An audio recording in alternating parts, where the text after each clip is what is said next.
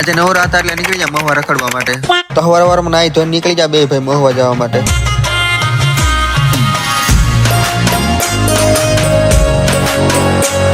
આ રસ્તામાં ખાડા એવા થઈ ગયા ને ગાડી પડતી રહી ગઈ.